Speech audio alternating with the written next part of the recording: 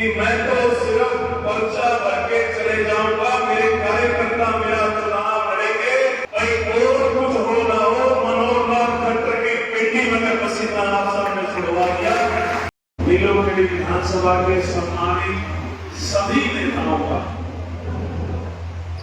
मैं आपका दंडवत प्रणाम करता हूं, झुक के आपको प्रणाम करता हूं।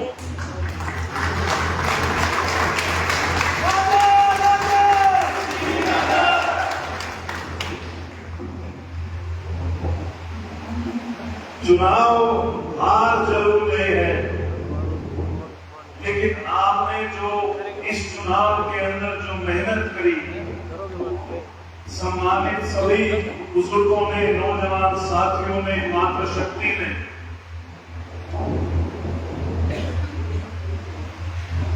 तपती दोपहरी में जो आपने बूथों के ऊपर चढ़कर चुनाव संभाला,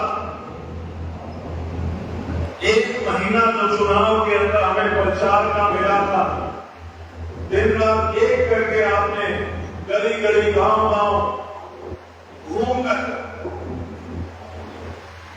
आज नीलोखेड़ी विधानसभा में जितना हमें 58,000 के करीब हमें जो वोट मिला है, मैं उसका पूरा का पूरा श्रेय समस्त कांग्रेस के कार्यकर्ताओं को मैं देना चाहता हूं। भाई थोड़ा सा हौसला जरूर ऐसा लग रहा है कि सभी का जो है कम है, लेकिन एक बात बता दें,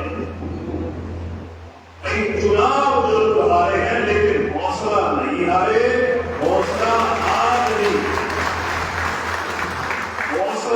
आज भी ज्यों का त्यों कायम है, और हौसला चुनाव में भी चट्टानों जैसा था, हौसला आज भी चट्टानों जैसा है।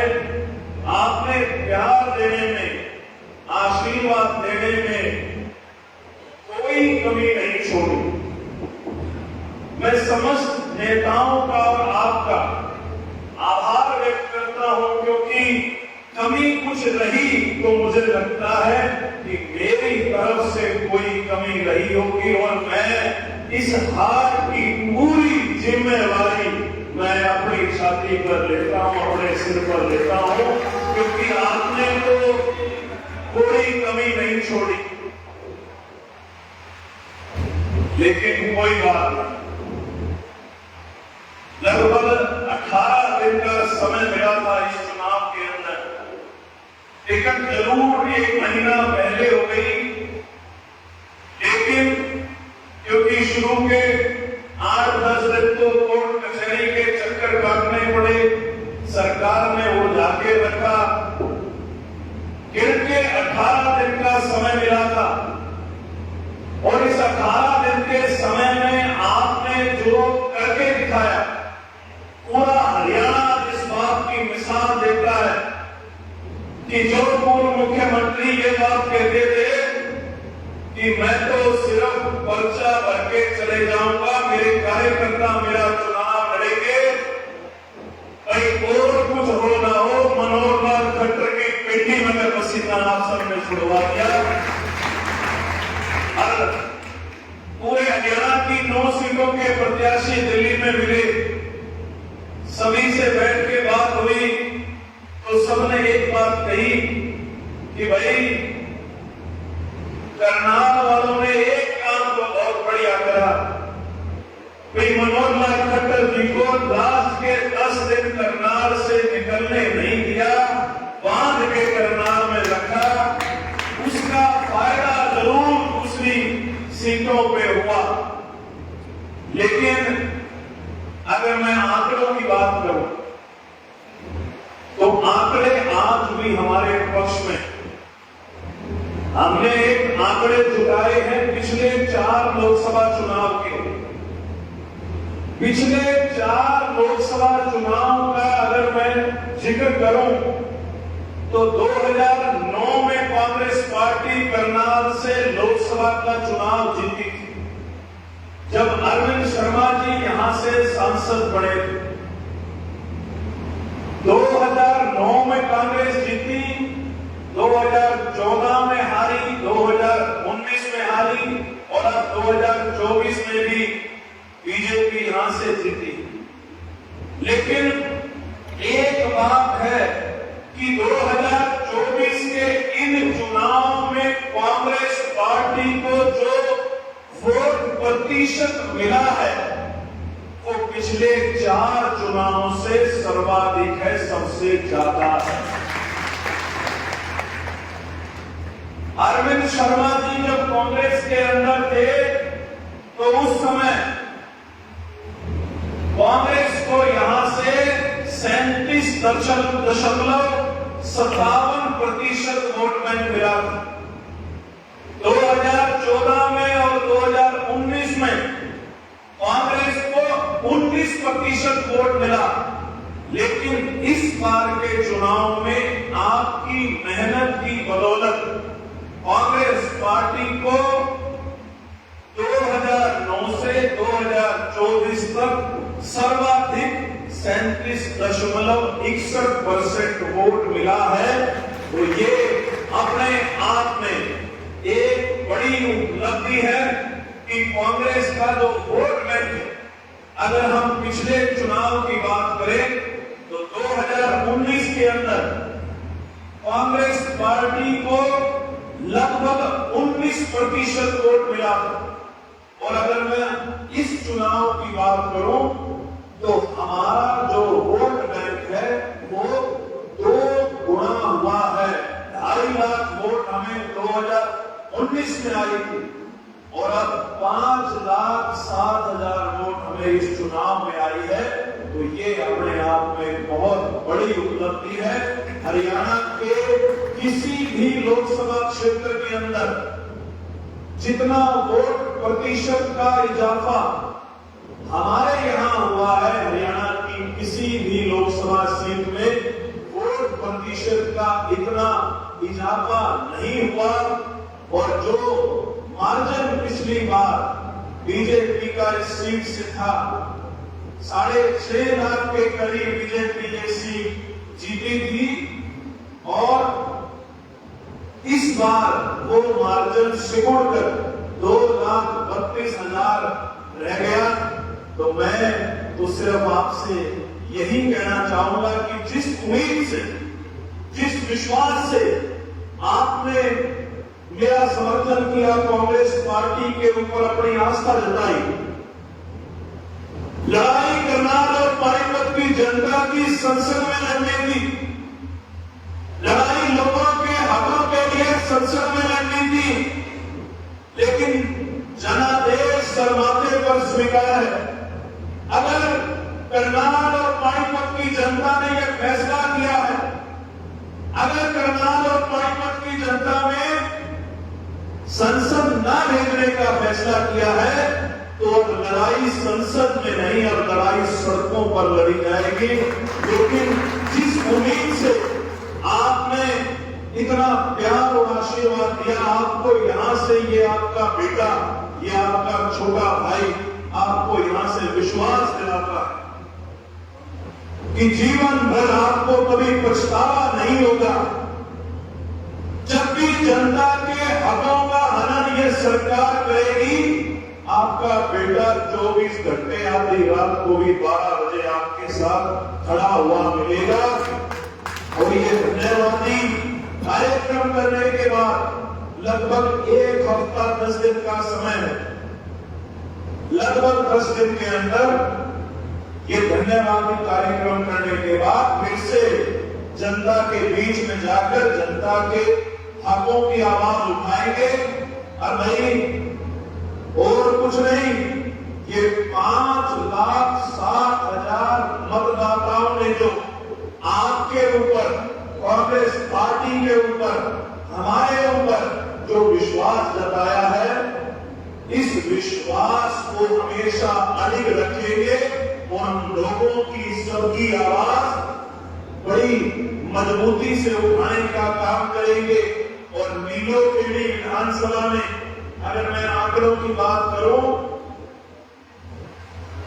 तो 2019 में नीलोखेड़ी विधानसभा में अगर लोकसभा चुनाव की बात की जाए तो मात्र 12 बूथों पर कांग्रेस पार्टी जीती थी 2019 के चुनाव। ये मीडिया के साथी भी खड़े हैं, आप मैं ये शीट भी यहां से दिखाना चाहूंगा, लेकिन इस बार आप सबकी मेहनत की बदौलत, सभी सम्मानित नेताओं की मेहनत की बदौलत कांग्रेस पार्टी इस बार 95 बूथों पर नीलोखेड़ी से विजय हुई। और अगर मैं आंकड़ों की बात करूं तो जहां 2009 के अंदर कांग्रेस पार्टी को 29,400 वोट आए थे, 2014 में 28,200 वोट आए थे, 2019 में 29,000 वोट आए थे और इस बार 2024 में 58,432 वोट लाकर आपने अपना लोहा मनवाया है। तो मैं क्योंकि देखो दर्द तो सबको होता, आपको भी दिल में दर्द है, दिल में टीस है, क्योंकि जिस भावना से ये चुनाव लड़ा गया, हमारे कार्यकर्ताओं ने, आप सभी साथियों ने दिल से ये चुनाव लड़ा और जनता की ये भावना थी, जन भावना थी कि मनोहर लाल खट्टर जी को यहां से विदा किया जाए।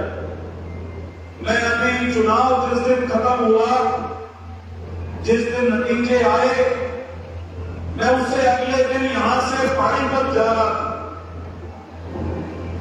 बस्ताना टोल के ऊपर एक लड़का आया पानी की बोतल लेकर, जो लड़के पानी की बोतल लेस चिप्स बेच के अपना गुजारा करते हैं टोल के ऊपर, रुकी हुई गाड़ियों में शीशा खटखटा के वो लोग पानी की बोतल बेच के अपना घर का गुजारा करते हैं।